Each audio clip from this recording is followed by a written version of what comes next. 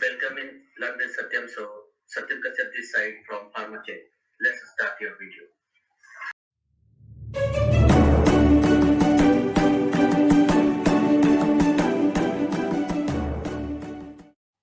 तो चलिए दोस्तों, आज देखते हैं कि सबसे पहले जब ये मटेरियल आता है तो उसका जो एज पर एसओपी कि वो मटेरियल कैसे हमारे वेयर हाउस में रखा जाता है, उस पर लेबलिंग कैसे होती है, उसे क्वारंटाइन एरिया में कैसे रखा जाता है, देन वो अप्रूव्ड एरिया में कैसे जाता है, अप्रूव्ड कैसे होता है।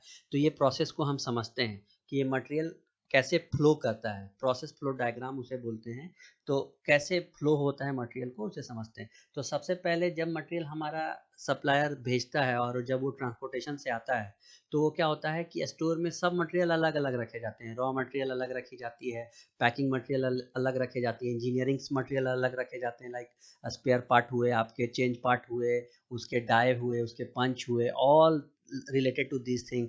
इसके अलावा आपका बॉयलर, चिलर, इलेक्ट्रिकल जितने भी मोटर्स हुए, उसकी हर चीज़ें होती हैं उधर। इसके अलावा एचवैक सिस्टम होते हैं। तो सबका अलग अलग डिपार्टमेंट होता है, सबका अलग अलग स्टोरेज होता है। ठीक है, तो आज हम बेसिकली बात करेंगे रॉ और पैकिंग मटेरियल के स्टोरेज के बारे में। ठीक है, तो जैसे ही ये मटेरियल आता है, जैसे ही ये ट्रांसपोर्टेशन से आता है, जैसे ही सप्लायर भेजता है और इंटीमेट करता है परचेज को, और तो परचेज स्टोर को बता देता है कि आज मटेरियल आने वाला है या हमारे वेयर हाउस की तरफ आता है। तो वो बंदा क्या करता है, उससे जितने भी सपोर्टिंग डॉक्यूमेंट्स होते हैं, जैसे कि उनके अंदर एक इनवॉइस होता है, इसके अलावा उसके अंदर एक पीओ की कॉपी लगी होती है, फिर उसके अंदर ट्रांसपोर्टेशन होता है। तो ये सब डॉक्यूमेंट्स लेते हैं एंड देन क्या करते हैं वो, फिर on receive of the material it check that the container are intact. और वो अगर इंपोर्ट हुआ है या ट्रांसपोर्टेशन से भी आया है तो वो उसके जितने भी जो जिस मटेरियल जिसमें आया है मटेरियल, लाइक अगर काटन में आया है, पैकिंग मटेरियल है, तो उसको देखते हैं वो इंटैक्ट है कि नहीं,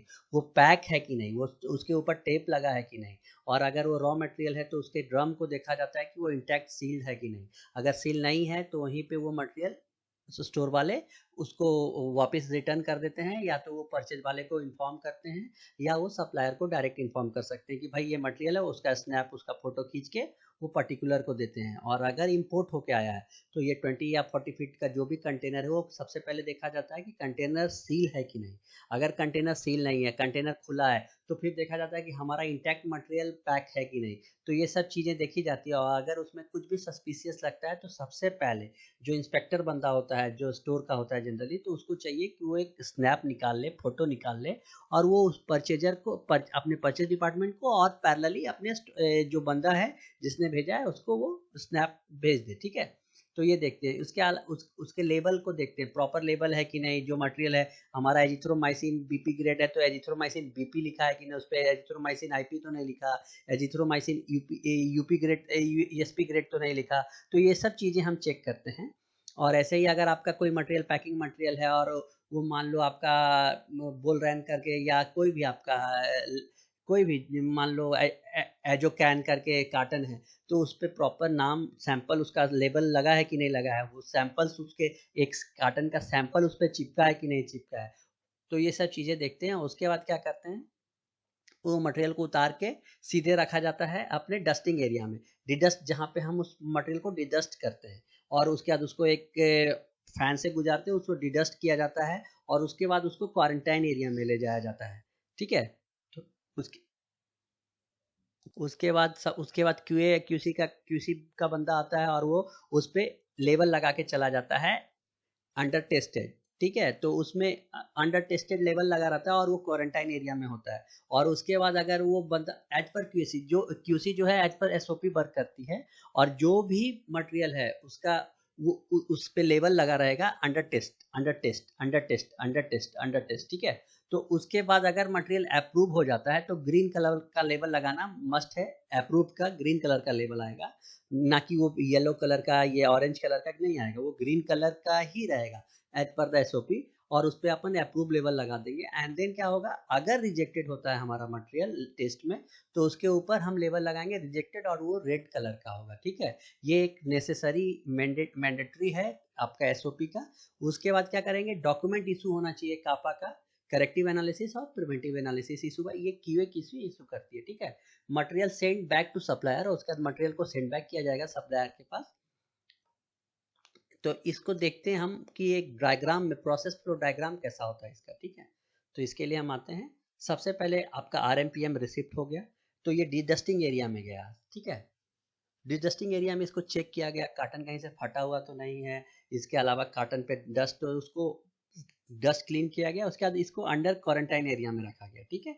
अंडर क्वारंटाइन एरिया में आने के बाद इस पे एनालिसिस की गई, एनालिसिस किया गया, QA/QC के बंदे आए और उनने उस पर स्टिकर लगा दिया, under test under test under test under test, और ये क्वारंटाइन एरिया में ही नहीं रहा। और उसके बाद अगर मटेरियल पास हो गया तो उसको रिलीज करते हैं, और अगर मटेरियल पास हुआ तो उसको ग्रीन कलर का देते हैं, अगर मटेरियल फेल हुआ तो उसको रेड कलर का रिजेक्टेड देते हैं, ठीक है। और उसके बाद सैम्पलिंग होने के बाद रिजेक्टेड हुआ तो उसके बाद उसके GRN पे, गुड रिसिप्ट नोट पे अकॉर्डिंगली लिखा जाता है मटेरियल रिजेक्टेड, और इस पे पास वाले पे अकॉर्डिंगली लिखा जाता है मटेरियल पास, ठीक है।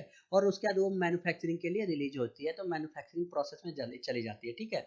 तो मैन्युफैक्चरिंग के लिए जब रिलीज होती है तो इन प्रोसेस एनालिसिस में क्या होता है, बल्क एनालिसिस होती है, और उसके बाद पैकेजिंग में क्या होता है, इसका भी पैकेजिंग का भी एनालिसिस किया जाता है, और उसके बाद ये जो है ये फिनिश गुड के स्टोर में चला जाता है। देखिए दोनों का अलग अलग होता है, स्टोरेज जो होता है वो वेयर हाउस में या अपना स्टोर में क्या होता है, एक रॉ मटेरियल के लिए होता है, एक फिनिश गुड के लिए स्टोरेज होता है, तो अलग अलग डिपार्टमेंट को अलग अलग जगह दी जाती है। तो फिनिश गुड को फिनिश गुड में रखा जाता है और रॉ मटेरियल को रॉ मटेरियल में रखा जाता है, ठीक है। इसके अलावा जब फिनिश गुड बन जाता है तो फिनिश गुड सीधे डिस्पैच होता है, और लॉजिस्टिक वाले फिर उसके बाद जैसे ही ये फिनिश गुड हमारे वेयर हाउस या स्टोर से निकल जाता है तो ये लॉजिस्टिक वाले के हैंड ओवर हो जाता है, वो अब इस मटेरियल को डेस्टिनेशन तक पहुंचाने की जिम्मा उनकी होती है, और जब तक ये मटेरियल डेस्टिनेशन तक नहीं पहुंचता है तब तक पूरी की पूरी जिम्मेदारी लॉजिस्टिक वाले की होती है कि मटेरियल का कंडीशन अच्छा रहे। अगर मटेरियल मान लीजिए कि कोल्ड चेन स्टोरेज है या डाटा लॉगर डाला है या उसमें बिलो टू टेम्परेचर मेंटेन करना है 10 डिग्री 20, तो उसके अंदर डाटा लॉगर डाल के हमारा CHA ने भेजा है कि नहीं, हमारे लॉजिस्टिक एजेंट ले जा रहे हैं कि नहीं, ये सब चीज़ चेक करने का काम हमारे लॉजिस्टिक डिपार्टमेंट का होता है। तो आज के लिए बस इतने हैं दोस्तों, कल फिर मिलेंगे नए वीडियो के साथ, नई सोच के साथ, तब तक के लिए जय हिंद।